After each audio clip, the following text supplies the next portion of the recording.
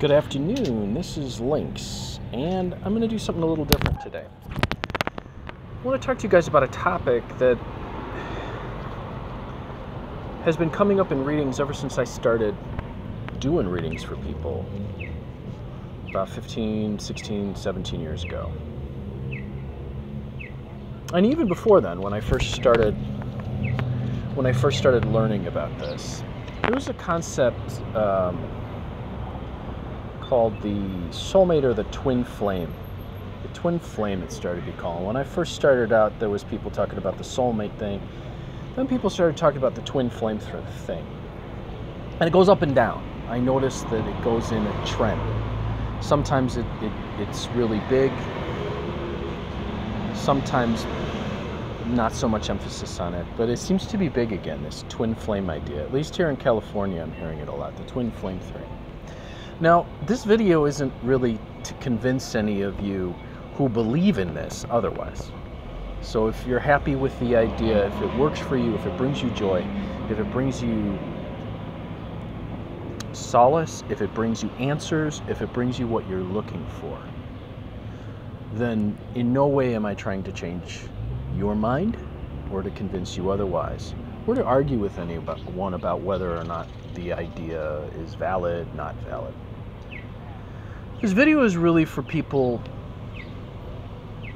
who've experienced a lot of pain from this concept. And I see this all the time in readings that I do for people who come to me with this twin flame concept. And they're in a lot of pain because they believe that they are somehow spiritually bound to someone who continually brings them pain in their life, and that they're supposed to learn some lesson from this person.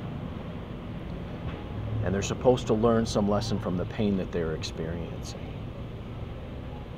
And that they need that pain in order to become complete.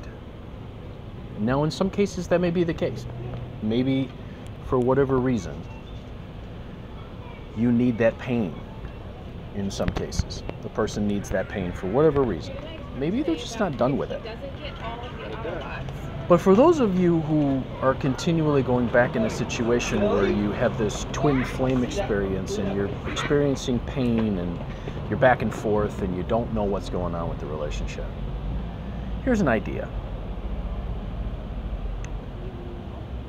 Theoretically, as it's been taught, this concept's been taught over the years, there's this great big ball of love that we all come from. And that somehow we are here to learn these lessons that we need to so we can return to this ball of love. I guess it depends on what your definition is of love. But I've always believed that this thing that they're calling this love source, if it is what they say it is, would be complete. Without beginning, without end. Complete in itself. If that were the case, why would it need you to break off from it and experience pain in order for it to understand itself so it could be more love if it is already love? And if it has no beginning, has no end, and if it is complete, why would it need you to fracture yourself to experience all this pain so that you could learn a lesson, so that you could return to this love? My question for those of you who are actually feeling yourself in pain over this concept of the twin flame thing, let's jump to the chase. What if, let's say, you're supposed to learn this suffering lesson, and then you're supposed to move forward into a place of happiness or enjoyment or return to the state of love? What if we jump to the chase? What if you've got a situation where there's a great deal of pain happening because of the relationship, okay? There's some addiction that you have, some feeling down in your core that you're supposed to be stuck to this. What if we jump ahead? What if you say, okay, you know what, in myself, I am complete. That I have a core purpose, a reason to be here. And that maybe the reason that I'm addicted to this pain is because I'm separated from what this reason is. And maybe I've had enough pain in my life because this thing's bringing me all this suffering as it is, and I've decided it's time to move on. Well, what happens then? well, maybe then you start to experience a whole new bunch of possibility. And maybe you begin to cut through the illusion that you don't really need the pain to continue. So in other words, the idea is this. Maybe you can cut to the chase. Maybe instead of continually punishing yourself and putting your back through pain with this other person, you can recognize it as the addiction that it is. And you can say, all right, I'm addicted to this person for whatever reason. I'm addicted to these games that I'm playing. This game that it ends in me feeling pain, feeling torture, feeling suffering. The minute you do that, the minute you acknowledge that you're playing games, is the minute you take your life back. And the minute you have a possibility to make a new move. The minute you change the map of your life. So my question is, have you had enough suffering at the hands of this idea that you're supposed to be bound to another person in order to suffer? Maybe if you let yourself off the hook and you say, you know what, this is just addiction, and this addiction is the pain that I'm feeling, and I'm really ready for something else. Maybe what happens then is you can open up to the idea that maybe there are others who are out there trying to help you to find a new way. And maybe some new friends, some new relationships, some new possibilities will open and appear for you. Which one do we get? What flavor? It's something to consider. It's something to think about. For those of you, if the concept works for you, that's fantastic. For those of you who've been tortured by it, for those of you who are suffering from it, consider this.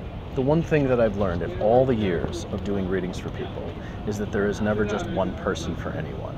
That you have a first, a second, a third, a fourth, a fifth, a sixth chance, whether you realize it or not. That you can always start over, that you can always have a new beginning, that there's always possibility for you to meet new people, to have new experiences, that there's always ways for you to enjoy yourself, to have fun, and to move out of a place of suffering if you choose to. But you can also bind yourself to something that makes you feel suffering and tell yourself that it's your destiny, that you're supposed to learn. Well, maybe your purpose is something much more beautiful than that. Maybe your purpose is something much more basic and much more practical than you being here to suffer. If the people who teach this term are correct, if the source of this thing that we come from is love, then why do you have to suffer in order for it to understand itself? If it's complete, if it's love, why would it need you to suffer in order for it to be whole? Which they say it already is. I'm Lucky Links. These are just some things to think about. If you're interested in finding out more and you want to schedule a reading, give me a call, 779-302-8009, or conjurehope@gmail.com, and I'll put those things in the links below. If you have any questions on this subject, schedule a reading. If you feel yourself bound and addicted to someone, schedule a reading. We can look at what's going on. It may just be your shadow. It may be some part of you that's telling you you have to suffer because you have some belief or need to be, for whatever reason, in this situation, or you've become addicted to it, or it's just become familiar. Sometimes the only reason we stay in pain is because it's familiar, not destiny, but familiarity. As always, I'm wishing you success and good fortune in all that you do, and I hope to be doing a reading for you guys soon.